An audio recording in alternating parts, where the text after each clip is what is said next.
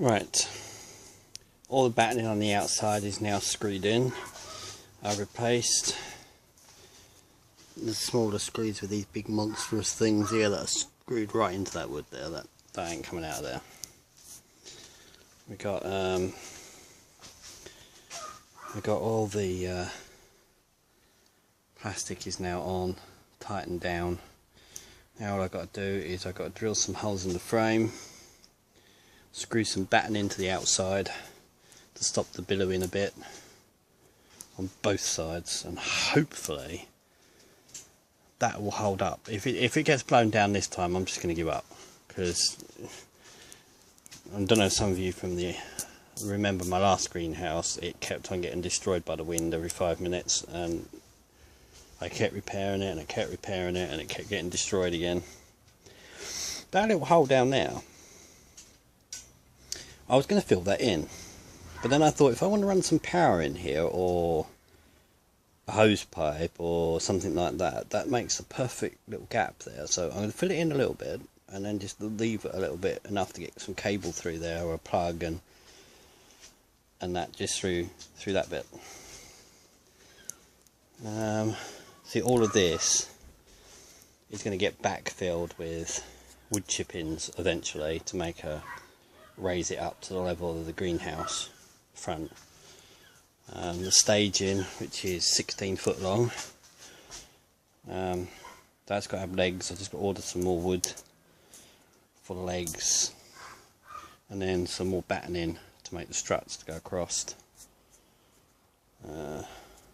Or I might use some 6-inch wide plank. Yeah, I haven't made my mind up on that one. I might use some 6-inch wide plank, but I've got to put some braces across the centre of this. About another 2, because I've got to put 6 legs on this thing. I've changed it around this time because of that rip in the top. I put the gutter in on that side, and I put the vent on this side, which makes more sense. What else?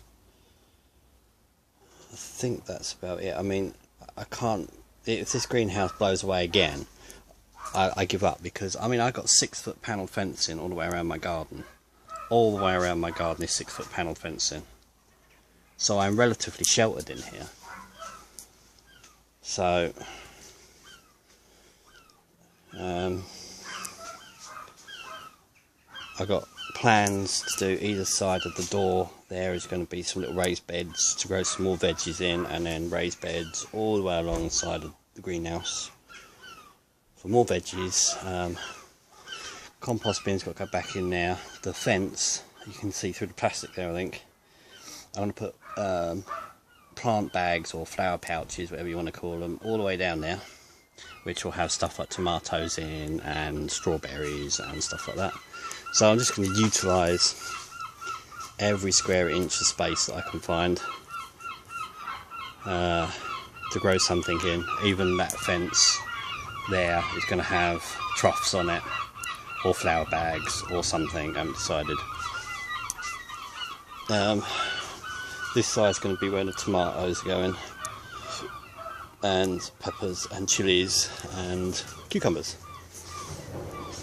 And I'm even going to try growing a watermelon in here as well, small one.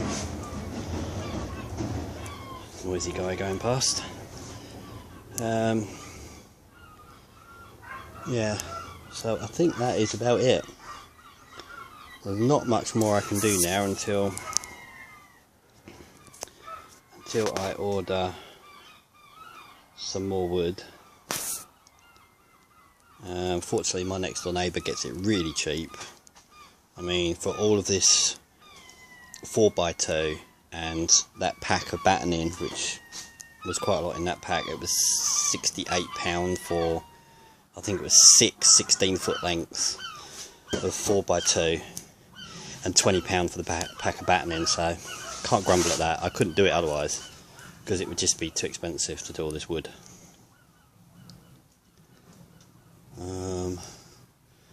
I'm planning to do what I'm going to call Old Seed Week, which is going to be, I'm going to find, I've got loads of packets of seeds that are out of date, they ran out in 2012, 2013, and I'm going to run experiments on seeing what will germinate and what won't. We're also going to have Tropical Seed Week, which is, I've got a lot of tropical seeds. I've got golden shower tree, purple blossom trees, I've got giant sequoia tree seeds.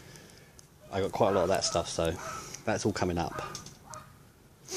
I'm hoping to improve on these videos. This is just a tab. I mean, it does HD, but you can't connect it to a tripod or anything to make life easier.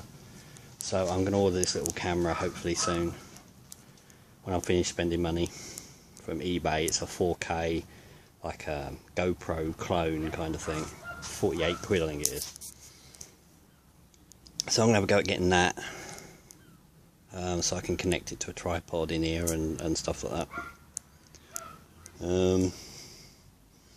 Other than that, I've got to make some more modifications to this to make sure it holds a bit, because it's a bit floppy up there at the front of the roof, and it's a little bit floppy up higher on this bit, so I don't know what I'm going to do about that yet.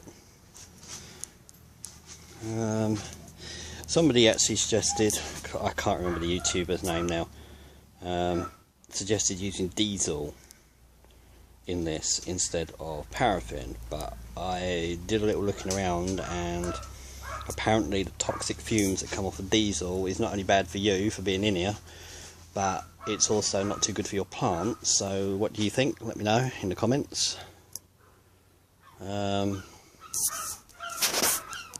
I'm not sure what else I can say really. That's about it. The seagulls making a racket as usual.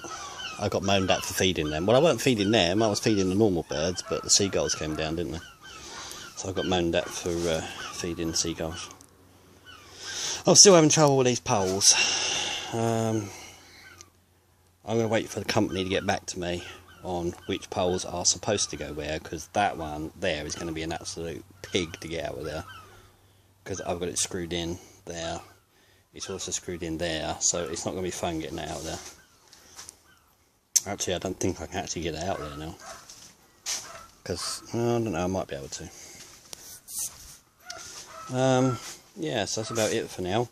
I've got 2 camellias my sister bought. For those of you who don't know, I am a full-time carer now for my sister. He suffers from mental illness, so that's why I'm doing this again, because I used to do this, but now I'm back to doing this again. So yeah, well, that's it for now. I'm hoping to make some more interesting videos than this, because you're probably bored titlers listening to me rattle on. So yeah, that's it for now. I'll catch up again later.